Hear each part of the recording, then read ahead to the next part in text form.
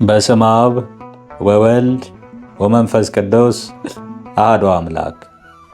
በክርስቶስ ክርስቲያን፣ በወልድ ውሉድ፣ በመንፈስ ቅዱስ መንፈሳውያን የተሰኛችሁ የተከበራችሁ የልዑል እግዚአብሔር ቤተሰቦች፣ የእናታችን የቅድስት ድንግል ማርያም የአስራት ያደራ ልጆች፣ የቅዱሳን መላእክት፣ የቅዱሳን ጻድቃንና የቅዱሳን ሰማዕታት ወዳጆች በያላችሁበት የሰዓት አቆጣጠር እንደምን አደራችሁ፣ እንደምን ዋላችሁ፣ እንደምን አመሻችሁ።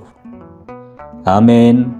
ሳይገባን በምሕረቱና በቸርነቱ ጠብቆ ለዚህ ሰዓት ያደረሰን የሰራዊት ጌታ ልዑል እግዚአብሔር ስሙ የተመሰገነ ይሁን። እንኳን ለበዓታ ለማርያም ዓመታዊ መታሰቢያ በዓል በሰላም አደረሳችሁ።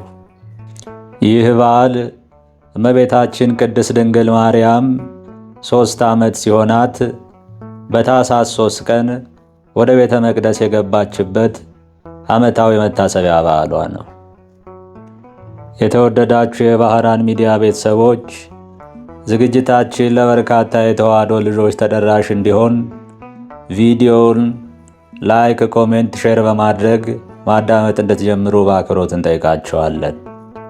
እንዲሁም ለዚህ ቻናል አዲስ የሆናችሁ የተወደዳችሁ የተዋሕዶ ልጆች ቻናላችን ሰብስክራይብ በማድረግና የደወል ምልክቱን በመጫን በየዕለቱ የምንለቃቸው ቪዲዮዎች እንዲደርሷችሁ እንድታደርጉ በአክብሮት እንጠይቃችኋለን።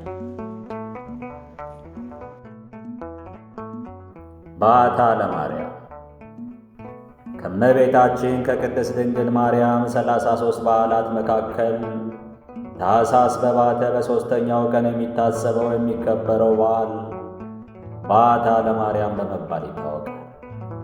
ይህም ማለት ቃሉ የግዕዝ ሲሆን የእመቤታችን ወደ ቤተ መቅደስ የመግባቷን ዕለት የሚያዘክረን በዓል ነው። የዚህን ታሪክ ሙሉ ስዕሉን ለመረዳት እንዲቻለን ከእመቤታችን ከቅድስት ድንግል ማርያም ቅድመ አያቶች ጀምሮ ያለውን ታሪክ እንመረምራለን። በእግዚአብሔር ፊት የተወደዱ በምግባር በሃይማኖት ጸንተው ይኖሩ የነበሩ የእመቤታችን ቅድመ አያቶች ቴክታና በጥሪቃ ይባላል።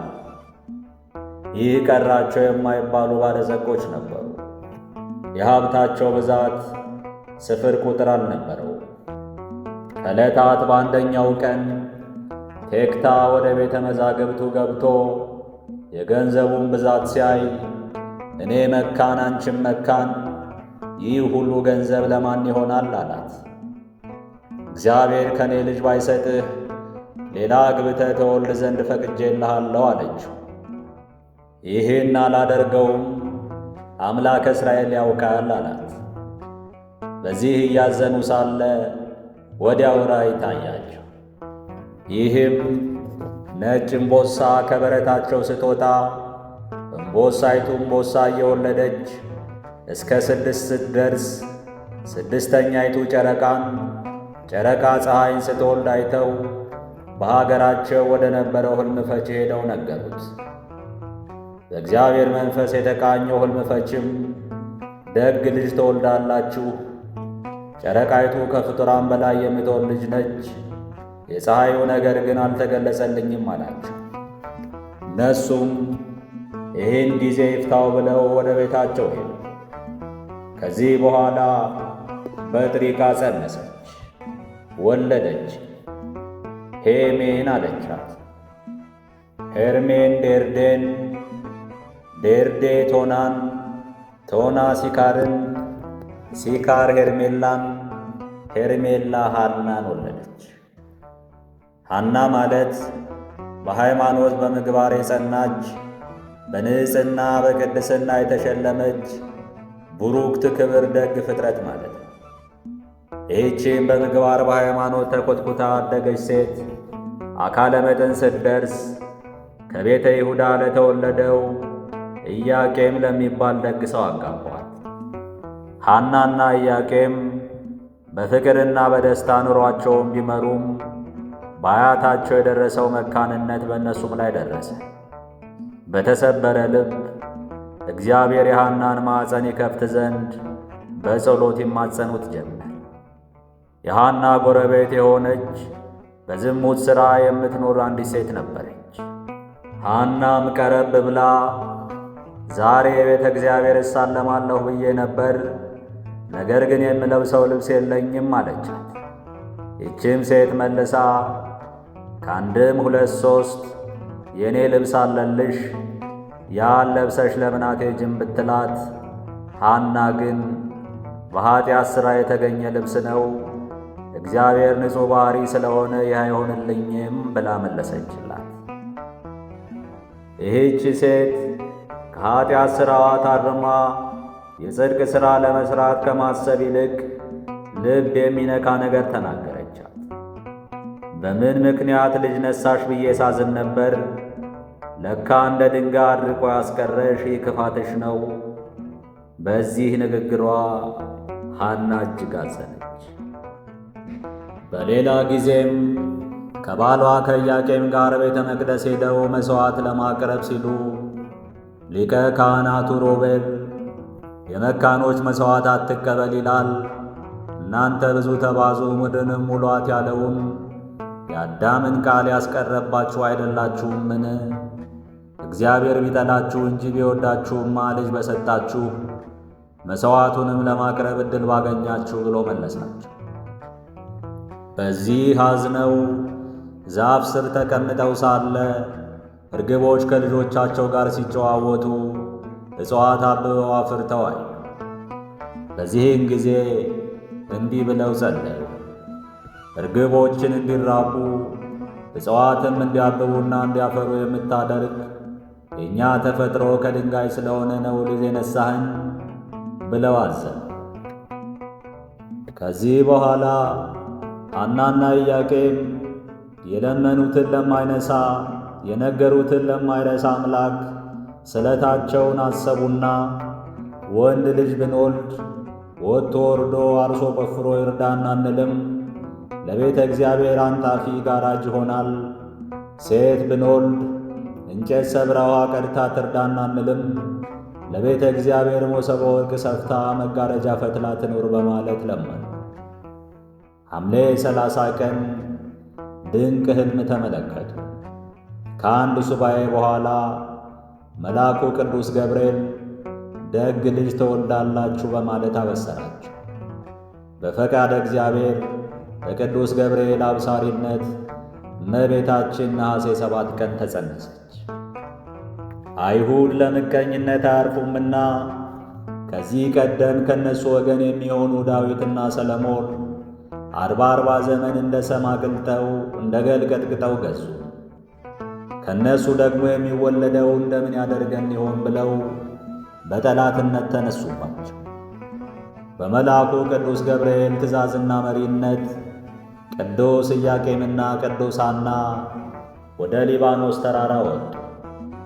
ቅዱስ ዳዊት በመዝሙሩ መሠረቶቹ በተቀደሱ ተራሮች ናቸው ብሎ እንደተናገረው ከተቀደሱ ወላጆቿ ግንቦት 1 ቀን በተራራው ላይ ሳሉ እመቤታችን ቅድስት ድንግል ማርያም ተወለደች። እግዚአብሔር አምላክም ከልብ የሆነ ልመናቸውንም ስለታቸውንም ሰምቶ ልጅን ሰጣቸው። ይህች ብላቴና የተሰጠችው ለጊዜው በደጅ ጥናት በልመና ለእናት ለአባቷ ይሁን እንጂ ፍጻሜው ግን ለአዳምና ለልጆቹ ለፍጥረተ ዓለም ሁሉ የተሰጠች ናት። ቅዱስ ያሬድ በአንቀጸ ብርሃን ጸሎቱ ጸጋን የተመላሽና የደስታ መገኛ ሆይ ዐይኖቻቸው ብዙዎች ከሚሆኑ ከኪሩቤልና ክንፎቻቸው 6 ከሆኑ ከሱራፌል ግርማ የሚበልጥ የመወደድ ግርማ አለሽ። እነዚያ ፊታቸውን ይሸፍናሉ፣ ከልጅሽ መለኮት ከሚወጣው እሳት ይድኑ ዘንድ። አንቺ ግን የመለኮት ማደሪያ ሆንሽ። የመለኮት ባሕሪም ሥጋሽን አላቃጠለውም፣ የእሳት ነበልባልን ተሸከምሽ ብሏታል። ቅድስት ድንግል ማርያም የሕፃንነት ወሯ እስኪፈጸም ድረስ ከእናትና አባቷ ጋር ኖረች። መዝሙረኛው ቅዱስ ዳዊት በመዝሙሩ በመከራዬ ጊዜ ባፌ የተናገርሁት ከንፈሮቼም ያሉትን ስለቴን ላንተ ፈጽማለሁ ብሎ እንደተናገረው ቅዱስ ኢያቄምና ቅድስት ሐና የተሳሉትን ስለታቸውን ለመፈጸም ከእግዚአብሔር ተቀብለው ለእግዚአብሔር ሊሰጡ ወደ ቤተ መቅደስ ሄዱ። ከዚህ ቀደም በኦሪት ሐና እንዳደረገችው አይነት ልጇ ሳሙኤልን ከመውለዱ አስቀድሞ በመካንነት ከሁሉ አንሳና ተንቃ ትኖር ነበር። ለእግዚአብሔር ስለትን ተሳለች። ስለቷም ልጅ እንዲሰጣትና ልጇን በቤተ እግዚአብሔር ለመስጠት ነበር። በስለቷም መሠረት ልጇን ሳሙኤልን ሰጥታለች። በዕብራውያን ልማድ ልጅ ጡት የሚጥለው በተወለደ ከ3 ዓመት በኋላ ነበርና እመቤታችንን በዚያ ልማድ እስከ 3 ዓመት በመላእክት ማረጋጋትና ጥበቃ እንክብካቤ በእናት በአባቷ ቤት ቆይታለች። እነዚህም ክቡራን ለፀሐይ ጽድቅ ለጌታችን ለመድኃኒታችን ለኢየሱስ ክርስቶስ አያቱ ለመሆን የበቁ ቅዱስ ኢያቄምና ቅድስት ሐና የ3 ዓመት ልጃቸውን እመቤታችን ቅድስት ድንግል ማርያምን ሆዷ ዘመድ አፏ እህል ሳይለምድ እንደ ስለታችን ለቤተ መቅደስ እንስጥ ብለው ከሊቀ ካህኑ ዘካርያስ ዘንድ ደርሰው ተስለው የነበረውን ስለታቸውን ነግረውት ልጃቸውን ለቤተ እግዚአብሔር ሰጥቷል። ሊቀ ካህናቱና ሕዝቡም ሲያዩዋት ከፀሐይ 7 እጅ አብርታ ከመብረቅ አስፈርታ የምታበራ ዕንቁ ባሕር መስላ ታየቻቸው። እነርሱም ይህችን የመሰለች ፍጡር ምን እናደርጋታለን? ምን እናበላታለን? ምንስ እናነጥፍላታለን? ብለው ሲጨነቁ ሳለ እመቤታችን ረሃብ ተሰማት። መልአኩ ቅዱስ ፋኑኤል ሰማያዊ ኅብስት በመሶበ ወርቅ ሰማያዊ መጠጥ በብርሃን ጽዋ ይዞ ከሰማየ ሰማያት ወርዶ ረቦ ታያቸው። ሕዝቡም ለካህኑ የወረደ ክብር መስሏቸው እጅ ነስተህ ተቀበለው አሉት። ካህኑ ሊቀበል ሲል ራቀበት። ሐና ልጇን ታቅፋ ክብሩን ለመቀበል ፈቀቅ ብላ ብትቀመጥ እንደረበበ ቀረ። ከዚህ በኋላ ለሕፃኗ የወረደ ክብር እንደሆነ ማን ያውቃል? ለብቻዋ ትተሻት ፈቀቅ በይ አላት። እንደ ተባለችው አደረገች። በዚህን ጊዜ መልአኩ ቅዱስ ፋኑኤል ወረደ። በአንድ ክንፉ ጋረዳት፣ በአንደኛው አጎናጽፎ ኅብስቱን መግቧት፣ ወይኑን አጠጥቷት ወደ ሰማይ አረገ። እስራኤላውያንን ከሰማይ መና እያወረደ የመገባቸው ልዑል እግዚአብሔር እመቤታችንንም በመልአኩ አማካኝነት መገባት። የምግቧ ነገር ከተሳካ በቤተ መቅደስ ትኑር ብለው ታኅሳስ 3 ቀን ወደ ቤተ መቅደስ አስገቧል። ይህን ዕለት ቤተ ክርስቲያናችን ወር በባተ በ3ኛው ዕለት በዓታ ለማርያም ብላ ታከብረዋለች። ስለዚህ መልአክ ጸሐፌ ትእዛዝ ሄኖክ ሲመሰክርለት ከከበሩት ሊቃናተ መላእክት 4ተኛውና የዘላለም ሕይወትን የሚወርሱ ሰዎች ተስፋ ሲሆን ንስሐ በሚገቡ ሰዎች ላይ የተሾመ መልአክ ነው። ይህ መልአክ ለጌታው እናት ለእመቤቱ መጋቢ ይሆን ዘንድ እግዚአብሔር ባወቀ በወደደ አዘጋጀው። ስለዚህም በቅንነት ሲያገለግላት ኖሯል። በዳዊት መዝሙር የመላእክትን እንጀራ ሰው በላ ተብሎ እንደተጻፈ በመልአኩ እጅ ከሰማየ ሰማያት የበሰለ ሰማያዊ ኅብስትን ከሰማየ ሰማያት የተቀዳ ሰማያዊ ጽዋ እየተመገበች ኖረች። ሰማያዊ ኅብስት ሰማያዊ ጽዋ መባሉ ግን በሰማያዊ መልአክ እጅ ስለተገኘ ከወደ ላይ የመጣና በግብር አምላካዊ የተገኘ በመሆኑ ነው። በኦሪት ሕዝብ እስራኤል ከሰማይ መና እየወረደላቸው ሲመገቡ ኖረዋል። እንዲሁም ነቢዩ ኤልያስ በመልአኩ እጅ ምግብን ተመግቦ እርሱ ኃይል ሆኖት 40 ቀን ሙሉ እንደ ጾመ መጽሐፍ ይናገራል። እመቤታችንም መላእክት እያረጋጓት በመላእክት መጋቢነት ተጠብቃ በንጽሕና በቅድስና በቤተ መቅደስ ኖረች። ድንግል ማርያምም ሰማያዊ ኅብስትና መጠጥ እየተመገበች 12 ዓመት በቤተ መቅደስ ኖረች። 15 ዓመት ሲሞላት ግን ለአቅመ ሔዋን በመድረሷ ከቤተ መቅደስ ትውጣልን በማለት አይሁድ በጠላትነት ተነሱባት። ካህኑ ዘካርያስም ይህን ሰምቶ እመቤታችንን ጠየቃት። ልጄ እንደምን ሆነሽ ትኖሪ ትወጃለሽ? አላት። እርሷም ከእግዚአብሔር በታች ያለኸኝ አባት አንተ ነህ፣ በዚያውም ላይ እናት አባት ያደራ ያሉህ አንተን ነው፣ ወደ እግዚአብሔር አመልክትልኝ አለችው። ዘካርያስም ጸለየ። እግዚአብሔርም ከነገደ ይሁዳ ሚስቶቻቸው የሞቱባቸውን በትራቸውን ሰብስበህ በቀዳማይ ሰዓተ ሌሊት ከቤተ መቅደስ አግብተህ ስትጸልይ አድረህ በቀዳማይ ሰዓተ መዓልት አውጣው ብሎ ምልክትም አሳይሃለሁ ብሎ ነገረው። እርሱም እንዳለው አድርጎ በማግስቱ በትሮቹን አውጥተው ቢያዩ የዮሴፍ በትር አብባና ፍርታ ተገኘች። ከበትሩ ጫፍ ላይ ዮሴፍ ሆይ እጮኛ ማርያምን ጠብቃት የሚል ጽሑፍ አገኙ። እርግብም መጥታ በራሱ ላይ አርፋለች። ስለሆነም ዮሴፍ እንዲጠብቃት ተወሰነ። እውነተኛዋ ታቦት እመቤታችን ታቦት ባለበት ቤተ መቅደስ ገባች። የእመቤታችን ታቦትነቷ የዘላለም ነው። እግዚአብሔር ጽዮንን መርጧታልና ማደሪያውም ተሆነው ዘንድ ወዷታልና እንዲህ ብሎ ይህቺ ለዘላለም ማረፊያዬ ናት፣ መርጫታለሁና በዚህች አድራለሁ። መዝሙር 131 ከቁጥር 14። ያቺ ታቦት ምሳሌነቷ ለአማናዊቷ ወይም ለእውነተኛዋ ታቦት ለእመቤታችን ቅድስት ድንግል ማርያም ነው። ፊተኛይቱ መቅደስ በውስጧ ቅድስት፣ ከዚያም ከሁለተኛው መጋረጃ ወዲያ ቅድስተ ቅዱሳን የምትባለው ድንኳን ነበረች። ቅድስት የእመቤታችን ልቦናዋ፣ ቅድስተ ቅዱሳን የሥጋዋ የነፍሷ ምሳሌ ያቺ ታቦት በውስጧ በወርቅ የተለበጠች የኪዳን ታቦት፣ በእርሷም ውስጥ መና ያለባት የወርቅ መሶብና የበቀለች አሮን በትር የኪዳኑም ጸሎት ነበሩ።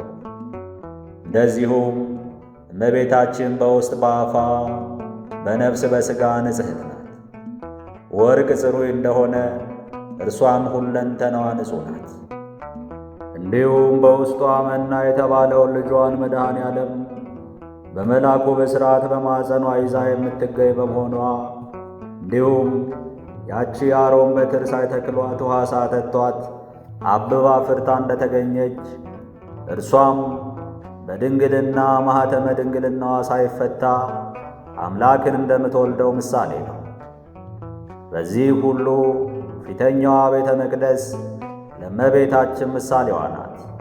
አማናዊቷ ታቦት እመቤታችን በምድር ባለች ቤተ መቅደስ እንደገባች አሁንም በሰማይ ባለች ቤተ መቅደስ መንግሥተ ሰማያት አለች፣ ለዘላለም ማደሪያው ናትና። ከእመቤታችን ረድኤት በረከት ሁላችንም ተካፋዮች አድርገን ለዘላለሙ አሜን።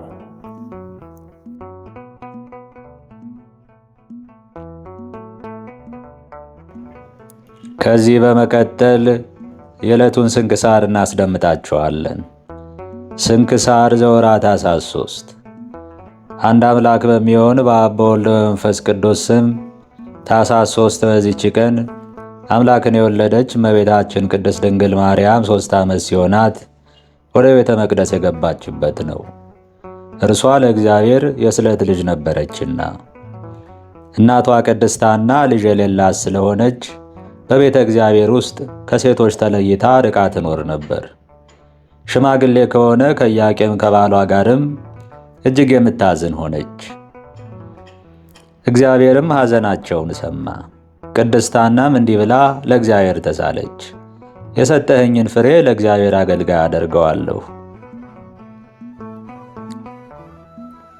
ቅድስት ድንግል እመቤታችን ማርያምንም በወለደቻት ጊዜ 3 ዓመት በቤቷ ውስጥ አሳደገቻት። ከዚህም በኋላ ከደናግል ጋር ትኖር ዘንድ ወደ ቤተ መቅደስ ወሰደቻት። በቤተ መቅደስም ምግቧን ከመላእክት እጅ እየተቀበለች 12 ዓመት ኖረች። ክብር ይግባውና ጌታችን ኢየሱስ ክርስቶስ ወደ ዓለም መጥቶ ከእርሷ ሥጋን እስከነሳ ድረስ ከሴቶች ሁሉ የተመረጠች ይህች ናት። በቤተ መቅደስም በመኖር 12 ዓመት ሲፈጸምላት እርሷ ለእግዚአብሔር የተሰጠች የስለት ልጅ ናትና ለሚጠብቃት ይሰጧት ዘንድ ካህናት እርስ በርሳቸው ተማከሩ። በሴቶች ላይ የሚደርስ በእርሷ ላይ የሚደርስባታል ብለው ስለፈሩ በቤተ መቅደስ ውስጥ ይተዋት ዘንድ ለእነርሱ ትክክል መስሎ አልታያቸውም። ስለዚህም ሊጠብቃት ለሚገባው በእርሷ ላይ እጮኛ ሊያኖሩ ወደዱ። ከዚህም አስቀድሞ ሊቀ ካህናት ዘካርያስ እመቤታችን ቅድስት ድንግል ማርያምን ልጄ ማርያም ሆይ አንቺ እንዳደግሽና ለአካለ መጠን እንደደረስሽ ወቂ፣ ልትታጪ ትወጃለሽን? እግዚአብሔርን የሚፈራ መልካም የሆነ የተባረከ ጎልማሳ እንፈልግልሽ፣ ወይም በሕይወትሽ ዘመን ሁሉ በቤተ መቅደስ ተቀምጠሽ እግዚአብሔር ልታገለግዩ የምትሽ ከሆነ በሴቶች ላይ የሚደርሰው በሚደርስብሽ ወራት ወደ ቤተ መቅደስ ደጅ ከመግባት ትጠበቂ ዘንድ በኦሪቱ የተጻፈውን የርግማን ሥርዓት ባንቺ ላይ እንሰራለን አላት። ቅድስት ድንግል እመቤታችን ማርያምም እነሆ እኔ እግዚአብሔር አገልጋዩ በፊታችሁ ነኝ፣ አባትና እናት የሉኝም። ስሙ ብሩክ ምስጉን ከሆነ ከእግዚአብሔር በታች በእናትና አባት ፈንታ እናንተ ናችሁና የእግዚአብሔርን ትእዛዝ እንደምታውቁ አድርጉ ብላ መለሰች። ካህናቱና ማኅበሩ ሁሉ ዘካርያስን ወደ ቤተ መቅደስ ገብተ ስለዚህች ብላቴና ማርያም ወደ እግዚአብሔር ጸልይ አሉት። ዘካርያስም ገብቶ ሲጸልይ በዚያን ጊዜ የእግዚአብሔር መልአክ ተገለጠለትና እንዲህ አለው፣ ዘካርያስ ሆይ ወጥተህ ከዳዊት ወገን ሚስቶቻቸው የሞቱባቸውን ሁሉ ወንዶች ሰብስብ፣ የእያንዳንዱንም በትር ከስሙ ጋር ውሰድ። ወደ ቤተ መቅደስም በምሽት አግብተህ ወደ እግዚአብሔር ጸልይበት። በነጋ ጊዜም በትሮቻቸውን አውጣ። እግዚአብሔርም በበትሩ ላይ ምልክት ለገለጠልህ ለዚያ ሰው ማርያምን ተቀብሎ ሊጠብቃት ይገባዋል። ካህኑ ዘካርያስም ወጥቶ አንድነት ለተሰበሰቡት ሕዝብ የእግዚአብሔር መልአክ የነገረውን ነገራቸው። በዚያንም ጊዜ ከዳዊት ወገን ጎልማሳም ቢሆን ሽማግሌም ቢሆን ሚስቱ የሞተችበት ሁሉ በኢየሩሳሌም ወዳለ ቤተ መቅደስ ይሂድ እያሉ አዋጅን ዙረው የሚናገሩ በእስራኤል አገር ሁሉ ላከ። ከዳዊት ወገን የሆነ ጠራቢ ዮሴፍን በሰማ ጊዜ በትሩን ይዞ ከናዝሬት ወደ ኢየሩሳሌም ሄደ። ካህኑ ዘካርያስም የሁሉንም በትሮች ተቀብሎ ስማቸውን በላያቸው ጻፈ። ቁጥራቸውም 1985 ሆነ። ዘካርያስም በትሮችን ወደ ቤተ መቅደስ አስገብቶ ወደ እግዚአብሔር ጸለየ። እንዲሁም ሰዎች ሁሉ ከቤተ መቅደስ ውጭ ቆመው ይጸልዩ ነበር። ዘካርያስም ጸሎቱን በፈጸመ ጊዜ ለእያንዳንዱ በትራቸውን አውጥቶ ሰጠ። ጠራቢ ዮሴፍም በትሩን ሊቀበል በቀረበ ጊዜ ከእርሷ ነጭ ርግብ የመሰለች ተገለጠች። እየበረረችም ሄዳ በጠራቢ ዮሴፍ ራስ ላይ ተቀመጠች። ካህናቱና ሕዝቡ ሁሉ አይተው እጅግ አደነቁ፣ ምስጉን የሆነ እግዚአብሔርንም አመሰገኑት። ዘካርያስም ዮሴፍን ዮሴፍ ሆይ ከእግዚአብሔር የታዘዘ መልአክ እንደተናገረ ድንግል ማርያምን ወደ ቤተ ወስደ ጠብቃት አለው። ዮሴፍም ቅድስት ድንግል ማርያምን ከካህናት እጅ ተቀበላት፣ በእርሱም ዘንድ ኖረች። ከዚህም በኋላ የመላእክት አለቃ ገብርኤል ስለ እግዚአብሔር ልጅ ከእርሷ ሰው ሆኖ ስለመወለዱ በዮሴፍ ቤት አበሰራት። ለእግዚአብሔር ምስጋና ይሁን፣ እኛንም በአማላጅነቷ ይማረን፣ በረከቷም ከእኛ ጋር ይኑር ለዘላለሙ አሜን። በዚህችም ቀን የሊቀ መላእክት ፋኑኤል የበዓሉ መታሰቢያ ነው።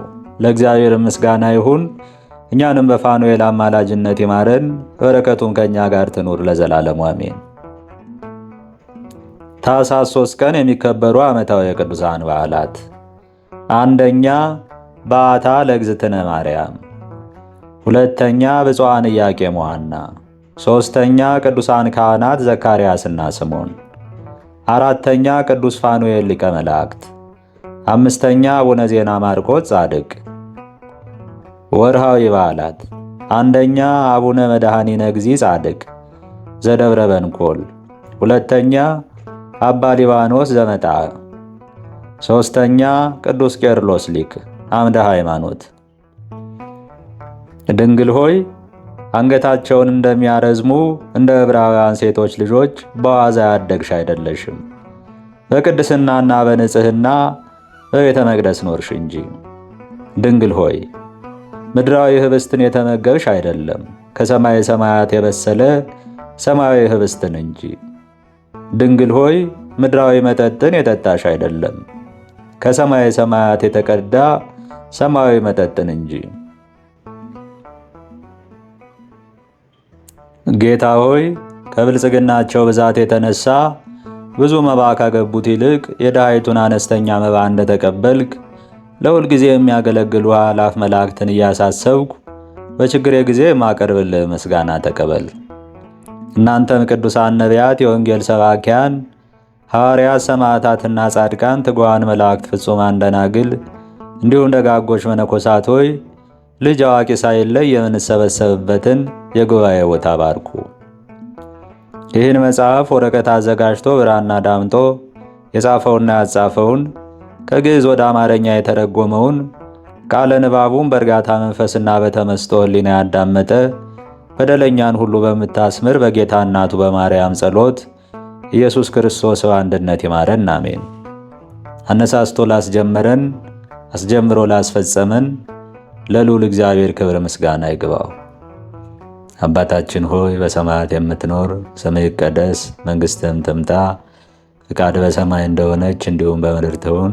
የዕለት እንጀራችንን ስጠን ዛሬ፣ በደላችንን ይቅር በለን እኛም የበደሉንን ይቅር እንደምንል፣ አቤቱ ወደ ፈተናም አታግባን ከክፉ ሁሉ አድነን እንጂ መንግሥት ያንተ ናትና ኃይል፣ ክብር፣ ምስጋና ለዘላለሙ አሜን። እመቤቴ ማርያም ሆይ በመልአኩ በቅዱስ ገብርኤል ሰላምታ ሰላም እልሻለሁ። በሐሳብሽ ድንግል ነሽ፣ በሥጋሽ ድንግል ነሽ። የአሸናፊ እግዚአብሔር እናት ሆይ ሰላምታ ላንቺ ይገባሻል። ከሴቶች ሁሉ ተለይተሽ አንቺ የተባረክሽ ነሽና የማኅፀንሽን ፍሬ የተባረከ ነው። ጸጋን የተመላሽ ቅድስት ሆይ ደስ ይበልሽ፣ ልዑል እግዚአብሔር ከአንቺ ጋር ነውና ከተወደደው ልጅሽ ከጌታችን ከመድኃኒታችን ከኢየሱስ ክርስቶስ ዘንድ ይቅርታና ምሕረትን ለምኝልን ኃጢአታችን ያስተሰርይልን ዘንድ ለዘላለሙ አሜን። ምስጋና ይሁን አንድ አምላክ ለሚሆን ለአብ ለወልድ ለመንፈስ ቅዱስ እስከ ዘላለሙ ድረስ አሜን። ይቆየ